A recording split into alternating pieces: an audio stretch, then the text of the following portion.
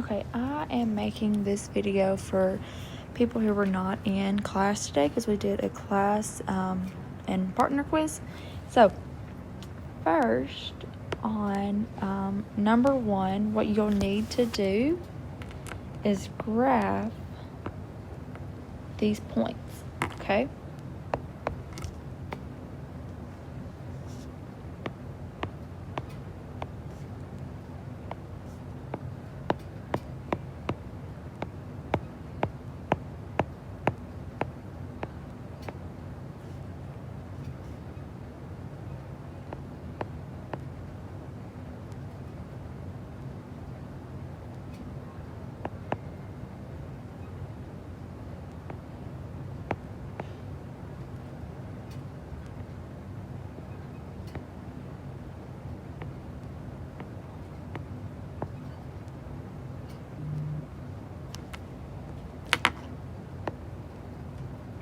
Okay, so you will see that this is a quadratic graph, okay? But if you notice, it says what type of function could best model the inverse.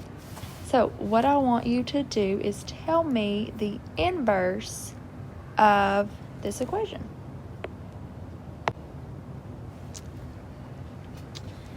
All right, on to number 2. So number 2 says, which of the following graphs could be the inverse of f of x equals 3 to the x power? So remember, anytime we see f of x, we say y equals 3 to the x. All right, this is an exponential. Remember, inverse of exponential is a log. So you are looking for the log function, okay?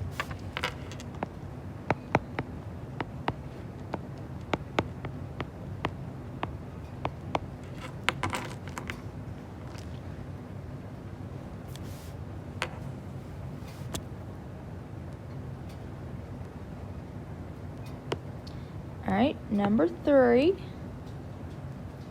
says the inverse of the function is the square root of 1/2 x, and this time it wants to know the original function. So y equals the square root of 1/2 x. So remember, the first thing we do every time is swap our x and y. I'm going to get y by itself. So in order to get rid of that square root, we're going to square not one side, but both sides. So I have x squared equals 1/2 y, because the square and the square root cancel. Now, to get rid of this 2, remember, we multiply on both sides. So I have 2x squared equals y. Now, we can mark out this answer and this answer. You were left with these 2 things. So the first one tells us that x is greater than or equal to 0. And the next one doesn't have anything. Well, up here, this is a square root graph.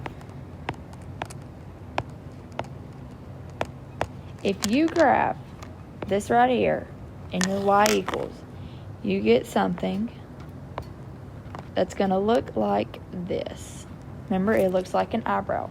Now, notice, this graph I just drew does not have any negative values, meaning nothing is on the left side. So, which of these 2 answers allows me to only have positive x values? Whichever one that is your correct answer, because this square root function right here does not ever become negative on the left side of my graph. All right, number 4. So we have f of t equals 4 plus 7t. All right, this is the exact same thing as me saying f of x, just using a different letter. So if you notice, when the t is in the parentheses, t is the letter we use. So since this 8 is in the parentheses, we're probably going to plug in 8 for t, but you have to pay attention. This means inverse. So first, we have to find the inverse.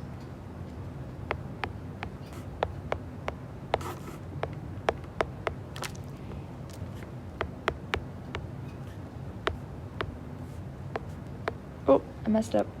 This needs to say 4.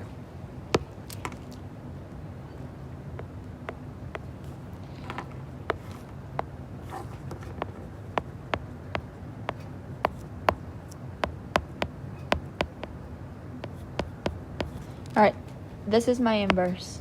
So you're going to take 8 and you're going to plug in and you're going to solve. Got it? Alright, last one.